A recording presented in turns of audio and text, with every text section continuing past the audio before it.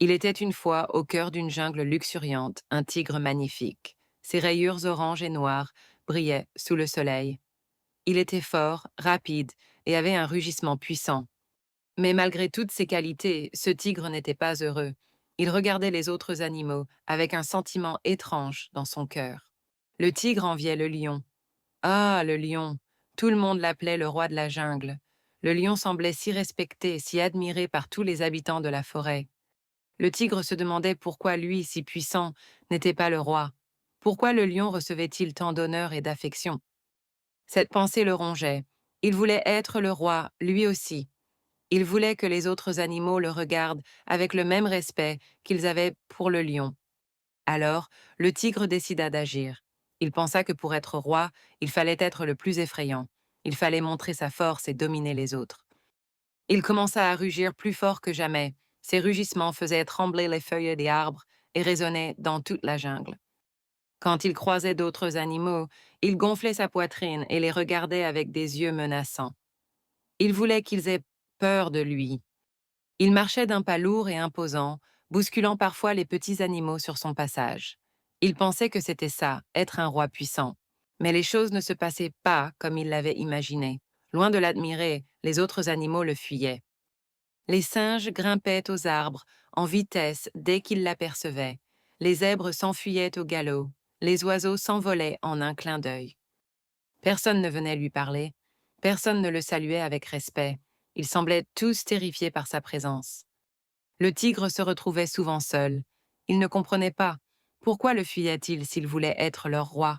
Il se sentait encore plus malheureux qu'avant. Sa tentative de devenir roi par la peur ne fonctionnait pas du tout. Un jour, alors qu'il était assis, seul et pensif, un vieux hibou se posa sur une branche au-dessus de lui. Le hibou était connu pour sa grande sagesse. Le hibou regarda le tigre avec ses grands yeux ronds et dit d'une voix douce: « Pourquoi es-tu si triste, cher tigre ?» Le tigre raconta sa peine.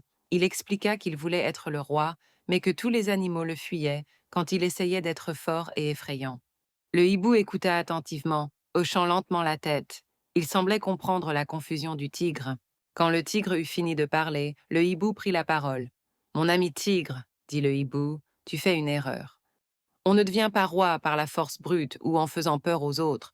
La peur peut faire obéir, mais elle ne crée pas le respect. » Le tigre écoutait, perplexe. « Mais alors, comment devient-on roi ?» demanda-t-il.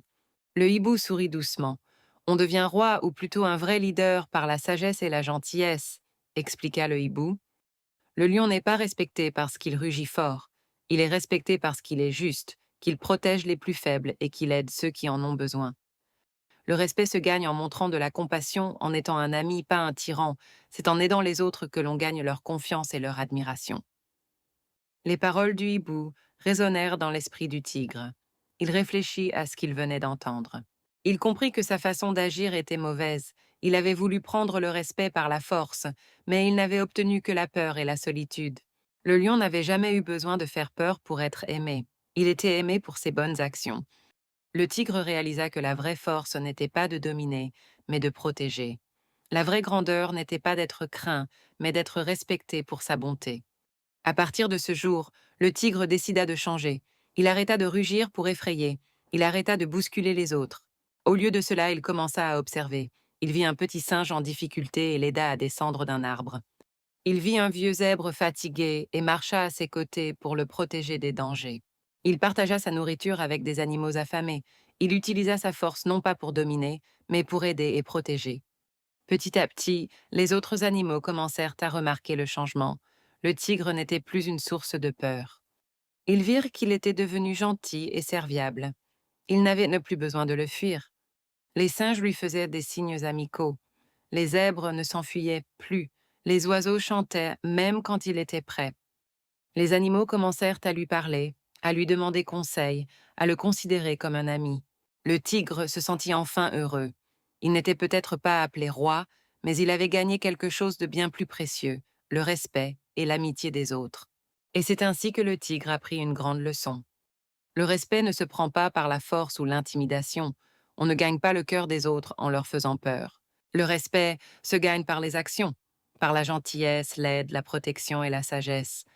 C'est en étant bon et juste que l'on devient un vrai leader aimé et respecté par tous.